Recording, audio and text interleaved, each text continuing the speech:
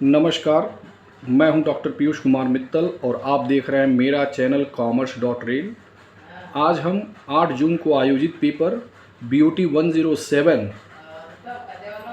Zero waste campus and resource management जो आपका paper है BOT 107 जो कि 8 जून 2024 को आयोजित किया गया था, उसकी आंसर की लेकर हम आए हैं।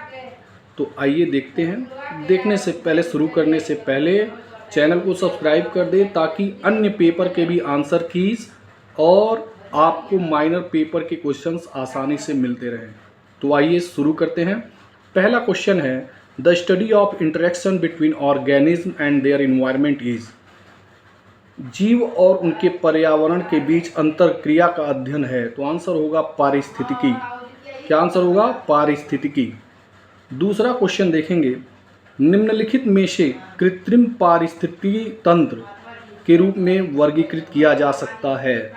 विच of the following can be classified as an artificial ecosystem. तो आंसर होगा सी, उद्यान। नेक्स्ट क्वेश्चन है कि मृदा प्रदूषण का कारण क्या है। What is the causes of the soil pollution. तो अम्ल वर्षा। आंसर देखेंगे, अम्ल वर्षा जो है वो मृदा प्रदूषण का कारण हो सकती है। फिर नेक्स्ट क्वेश्चन है क्वेश्चन नंबर 4, उस समुद्र का नाम बताइए जिसे आमतौर पर समुद्री रेगिस्तान कहा जाता है। Name of the sea that is commonly refer to as an oceanic desert. तो आप बताएंगे कि उस समुद्र का नाम सरगासो सागर है। Question number 4।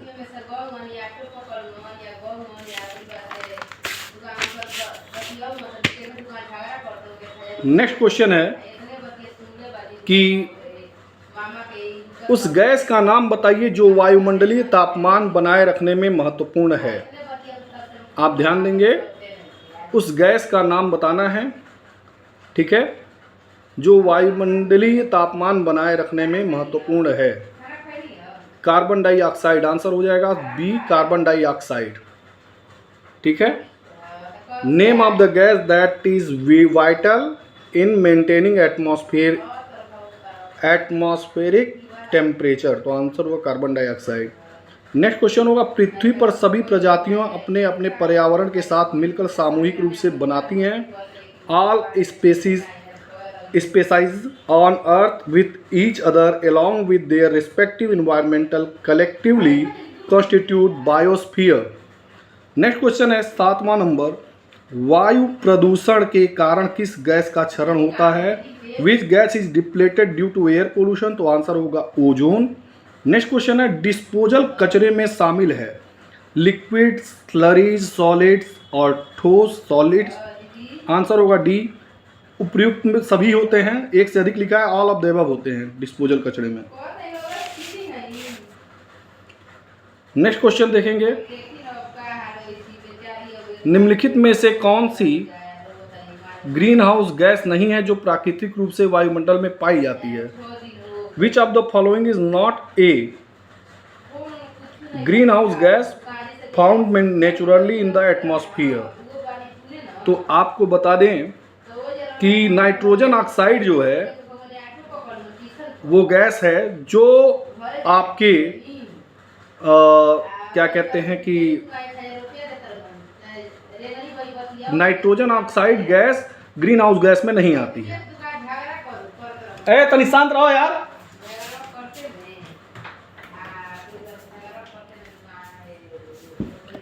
नेक्स्ट क्वेश्चन देखेंगे, निम्नलिखित में से कौन सी गैस बायोडिग्रेडेबल है। तो नायलॉन हो जाएगा। कौन सा गैर बायोडिग्रेडेबल है। Which of the following is non biodegradable. तो नायलॉन होगा। अम्ल वर्षा किस वायु प्रदूषण के कारण होती है। Nitrogen oxide and sulphur dioxide. Next question देखेंगे, ध्वनि प्रदूषण जब पैदा होता है, जब ध्वनि अधिक हो जाती है तो 80 से 99 डेसिबल से अधिक जब हो जाएगी, a pollution is called noise pollution when it is more than 80 to 99 decibel. Okay.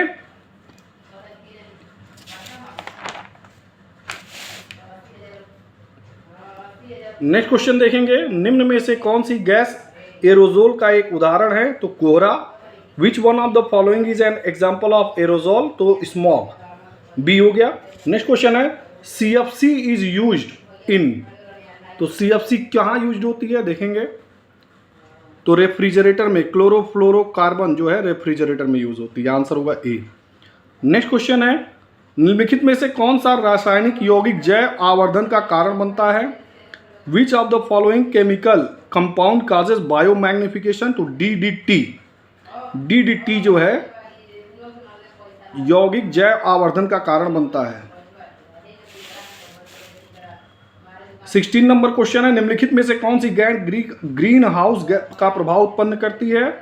Which of the following gas produces green house effect? तो आंसर होगा कार्बन डाइऑक्साइड।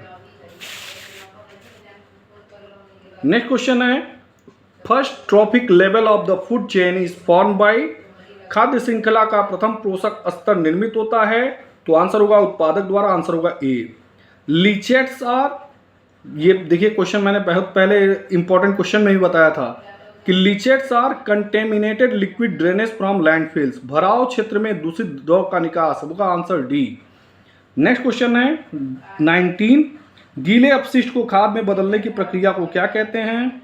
तो कहता है composting. The process of converting wet waste to manure is called composting, answer होगा D. Next question, what are the correct order of 3R? तो मैंने बताया था 3 ऑर्डर के लिए पहले भी अपने वीडियोस में कि reduce, reuse and then recycle, यह आंसर होगा सी।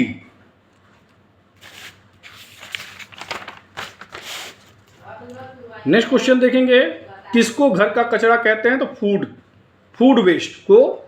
विच type of waste is classified as household? तो फूड वेस्ट हो जाएगा। नेक्स्ट क्वेश्चन है, कौन सा माइक्रोबियल टेक्निक है जैविक खाद बनाने के लिए? Microbial technique use to produce organic manure, composting होगा। 23वां क्वेश्चन देखेंगे, खतरनाक अपशिष्ट की विशेषता है? तो खतरनाक अपशिष्ट की विशेषता सभी होगी, टॉक्सिसिटी, रिएक्टिविटी, इग्निबिलिटी। ये मैंने सबसे पहला क्वेश्चन बताया था आपको, उपयुक्त सभी, ये जो है 23वां बहुत इंपॉर्टेंट क्वेश्चन था, सब उपयुक्त सभी होगा, आंसर होगा इसका डी। निम्नलिखित में से कौन मुख्य वर्ग ठोस अपशिष्ट का कौन है? The important categories of solid waste are? तो म्युनिसिपल सॉलिड वेस्ट होता है, ठीक है। ठोस अपशिष्ट कौन सा है? Important categories of solid waste are? तो municipal waste, industrial waste, hazardous waste, उपयुक्त सभी, तो इंडस्ट्रियल म्युनिसिपल वेस्ट होगा, सॉरी। नेक्स्ट क्वेश्चन है 25 नंबर, भोपाल गैस त्रासदी किस विषाक्त के कारण हुई थी? तो मिथाइल आइसोनेट, यानी आंसर होगा आइसोसाइनेट, यानी कि आंसर होगा बी। नेक्स्ट क्वेश्चन है, नगरपालिका ठोस अपशिष्ट में ई अपशिष्ट कितना होता है? तो 5%। E waste constitute about of dash the municipal solid waste, तो 5%। नेक्स्ट क्वेश्चन देखेंगे, वस्तु जो पर्यावरण को प्रदूषित करे उसे क्या कहते हैं? Substance that contaminates the environmental are known as pollutant होगा, सॉरी पहला है ए होगा, गलत लिखा हुआ है इसमें, आंसर ए होगा, पोल्यूटेंट्स होगा। 28 नंबर देखेंगे, निम्नलिखित में से किसको कई बार पुनर्चक्रित किया जाता है? ये क्वेश्चन भी मैंने बहुत बार बताया था आपको पहले ही। Which of the following can be recycled many times? तो aluminium. Next question,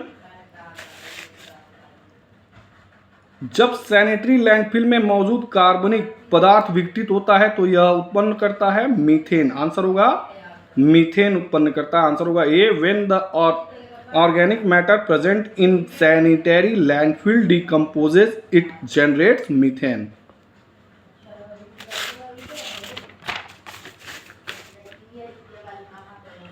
next question देखेंगे, निम्नलिखित में से कौन सा अपशिष्ट नगरपालिका ठोस अपशिष्ट शब्द का वर्णन करता है? Which of the following solid waste describe the term municipal solid waste? तो होगा नॉन हैजार्डस, गैर खतरनाक, आंसर होगा इसका डी। ये भी क्वेश्चन मैंने पहले ही करवा दिया था। निम्नलिखित में से क्या व्यक्तिगत स्तर पर किया जाता है? ये भी क्वेश्चन मैंने बताया था। विच of the following is done on an individual level? तो सोर्स रिडक्शन, स्रोत में कमी। प्लास्टिक कचरे के लिए निम्नलिखित में से कौन सा कथन गलत है? तो देखिए, प्लास्टिक कचरे से खाद नहीं बन सकती है, ठीक है, तो आंसर ए जो है गलत है, ठीक है, बाकी सब सही है, तो आंसर ए होगा।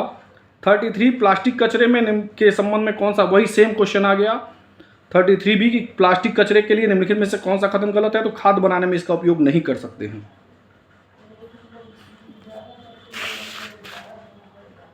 नेक्स्ट क्वेश्चन देखेंगे, एकीकृत अपशिष्ट प्रबंधन में कितने मुख्य घटक होते हैं? 3। How many main components are there in integrated waste management? तो 3। नेक्स्ट क्वेश्चन देखेंगे, निम्नलिखित में से कौन सी लैंडफिल कचरे में गैस उत्पन्न होती है? Which of the following gas is produced from landfill waste? तो बायोगैस होगा। नेक्स्ट क्वेश्चन देखेंगे कि डिस्पोजल कचरे में शामिल है। Disposable waste contains solid, slurries, liquids, all of these? तो ऑल ऑफ दीज हो जाएगा। नेक्स्ट क्वेश्चन देखेंगे, which of the following is not a secondary pollutants? निम्नलिखित में से कौन सा द्वितीयक प्रदूषक नहीं है? तो निम्नलिखित में से कौन सा द्वितीयक प्रदूषक है? तो कार्बन डाइऑक्साइड होगा, ठीक है, आंसर होगा इसका सी, 37 का सी।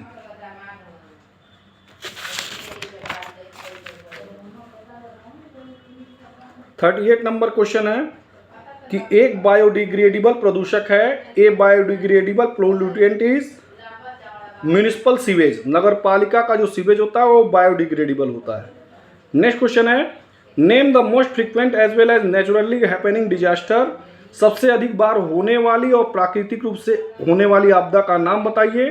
तो फ्लड यानी कि बाढ़ सबसे अधिक बार आती है, प्राकृतिक आपदा यही है। विश्व में कितने जैव विविधता हॉटस्पॉट मौजूद हैं? How many biodiversity hotspot exist in the world? तो 36 हो जाएगा, आंसर क्या हो जाएगा? 36। नेक्स्ट क्वेश्चन देखिए, कौन सी गतिविधि जल स्तर को कम कर सकती है? Which activity can tend to lower the water level? तो होगा over extraction of the ground water. Next question है, प्लास्टिक कचरे का पुनर्चक्रण करना क्यों कठिन है? देखिए, मैंने पहले बताया था कि पॉलीमर रेजिन के कारण प्लास्टिक का पुनर्चक्रण करना कठिन है। निम्नलिखित में से इसको इंग्लिश में देख लीजिए, why it is difficult to recycle plastic? तो because it is contains polymer resin. Next question, which of the following gas is produced from landfill waste? निम्नलिखित में से कौन सी गैस जो है लैंडफिल कचरे से उत्पन्न होती है? तो आंसर होगा CO2 यानी कार्बन डाइऑक्साइड। नेक्स्ट क्वेश्चन देखेंगे, what is the theme for the world environment day 2023? विश्व पर्यावरण दिवस 2023 में का मुख्य विषय क्या था? तो बीट द प्लास्टिक, प्लास्टिक को हटाओ। वर्ल्ड अर्थ डे कब मनाते हैं? When we celebrate world earth day? तो 22 अप्रैल को हम पृथ्वी दिवस मनाते हैं, विश्व पृथ्वी दिवस। नेक्स्ट क्वेश्चन, हमारे ग्रह पर नाइट्रोजन का सबसे बड़ा भंडार है। The largest reservoir of N2 in our planet is atmosphere. Answer होगा बी, एटमॉस्फियर, वातावरण।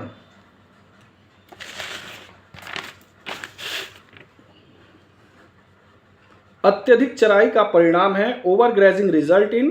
तो आंसर होगा ए, मिट्टी का कटाव।